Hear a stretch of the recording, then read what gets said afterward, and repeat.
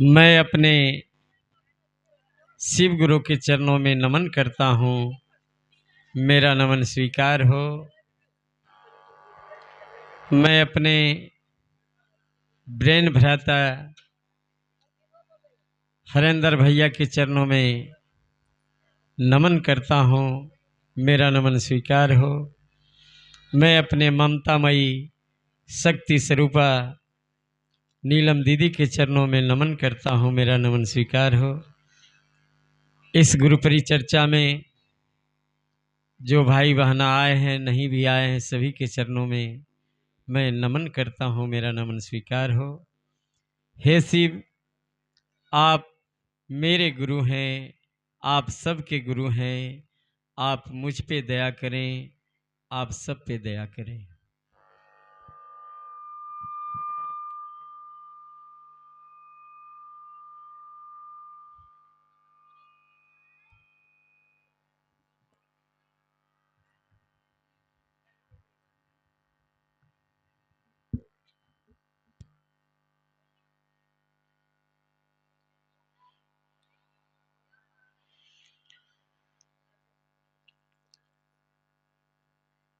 इसमें जितना भी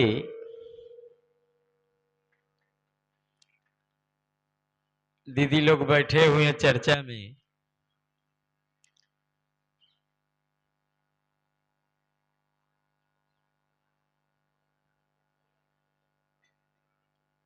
सारे दीदी शिव को गुरु बना लिए हैं। हाँ चाहे ना बोलिए,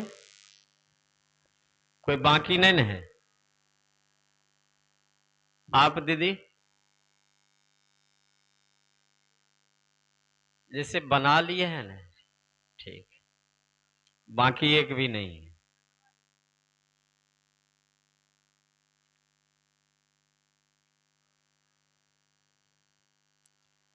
ऐसे जो भी भाई बहना, चाहे बच्चा हो, जवान हो, बूढ़ा हो, जिन भाई बहना शिव को गुरु नहीं बनाए हैं, तो आप नाम लिखवा सकते हैं, घोषणा करवा सकते हैं। फ्री में होगा, पैसा नहीं लगेगा। अब गौर करेंगे कि हम और आप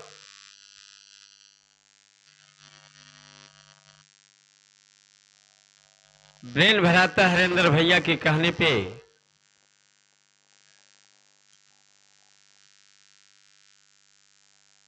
शिव को गुरु बनाए। ऐसे तो पूजा पाठ में सारे भाई बहना बचपन से ही थे, और जब हमें और आपको भैया के माध्यम से ज्ञान हुआ, ज्ञान मिला, तो हम और आप शिव को गुरु बनाए।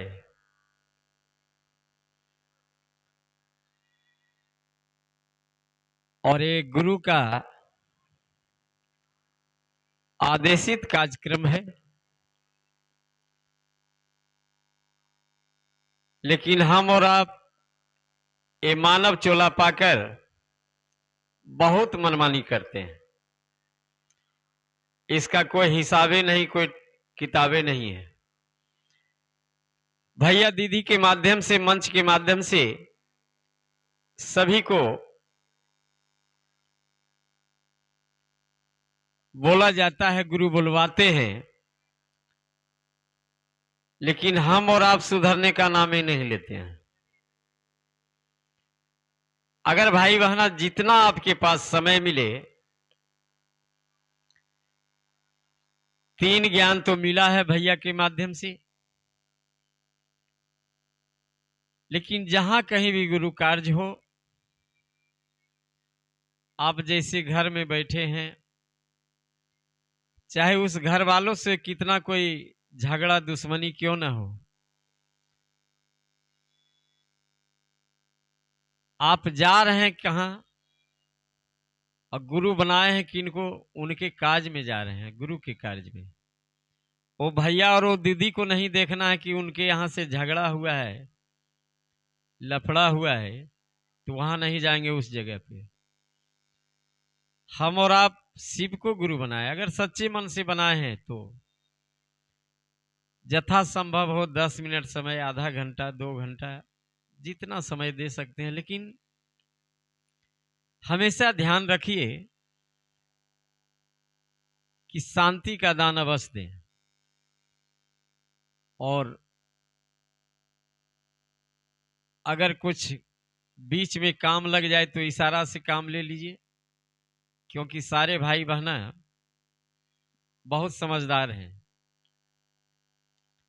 इसलिए इशारा से काम लीजिए।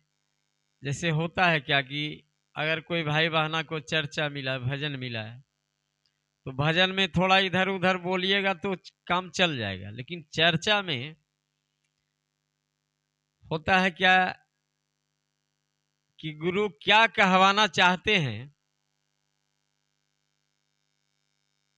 ये मंच से उसमें थोड़ा दिग्भ्रमित हो जाता है, डिस्टर्ब हो जाता है, दिशा जो है बदल जाता है।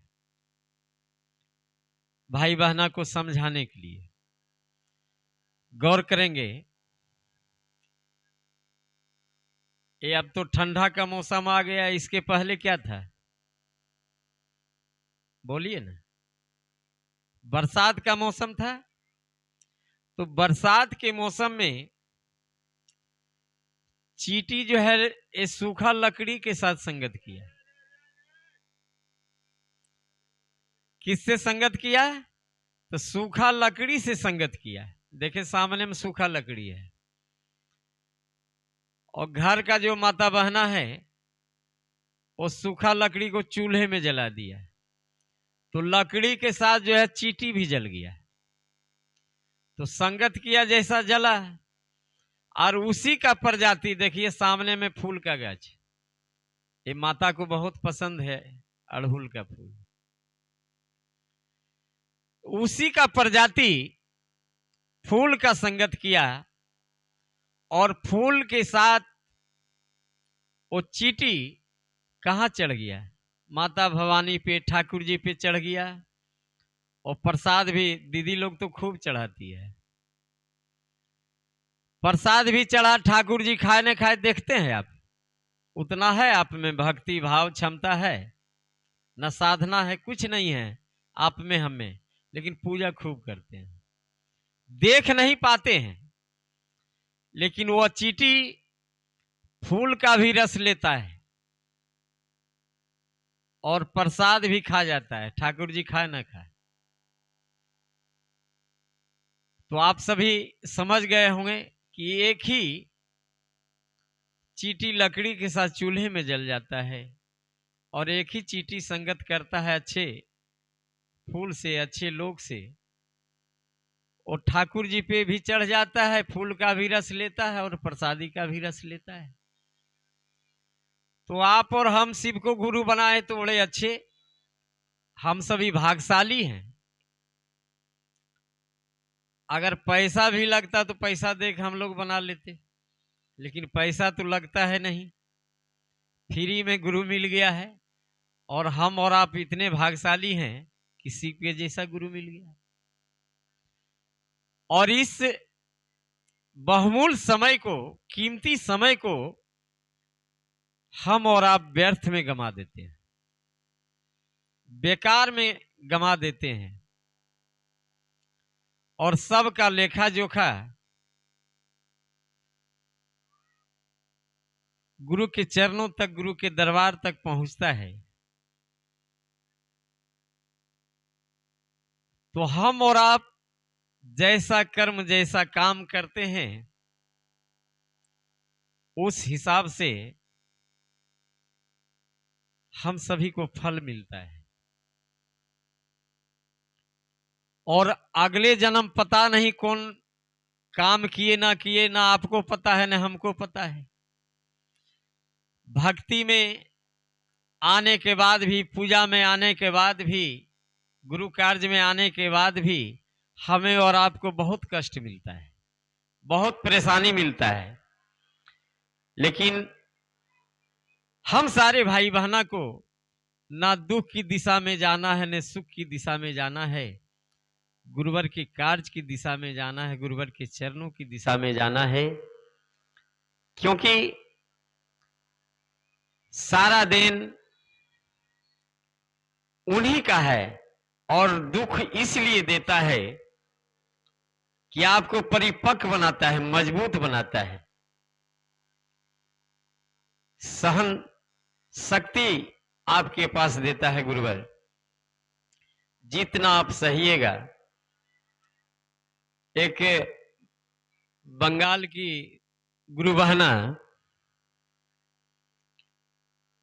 अपने बेटा का शादी किया बिहार में, तो शादी किया, अभी मुश्किल से 1 महीना भी नहीं हुआ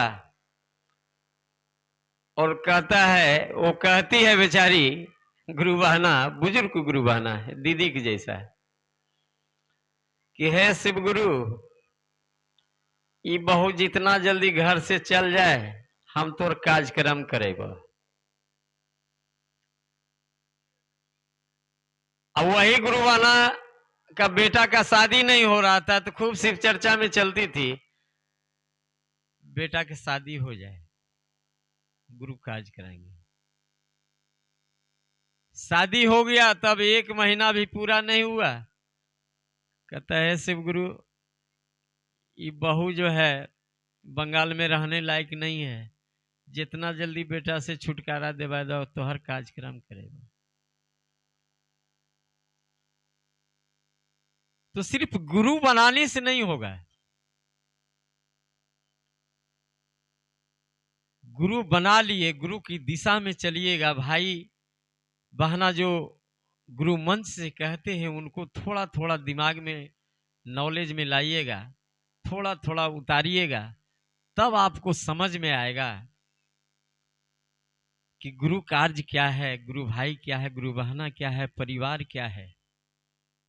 सहना पड़ेगा, सहने की शक्ति बनाना पड़ेगा, और आप ही सब चीज हैं। जितना गुरु बहना है सारा चीज आप ही हैं। आप में बहुत सहन शक्ति है, हर चीज को सहते जाती है। समय पर आप माँ के रोल करती है, पत्नी के रोल करती है, बेटी का रोल करती है। आपसे बढ़ के दुनिया में कोई नहीं है, लेकिन समय समय पर उसका उपयोग करना होगा, दुरुपयोग नहीं। चलें, अभी बहुत सारे भाई बहना बाकी है, समय को देखते हुए मैं इन्हीं अमृतवाणी के साथ अपनी वाणी को गुरुवर के चरणों में सारे भाई बहना को नमन करते हुए, गुरुवर समेत नमन करते हुए मैं अपना वाणी को विराम देता हूं और अपना स्थान ग्रहण करता हूं।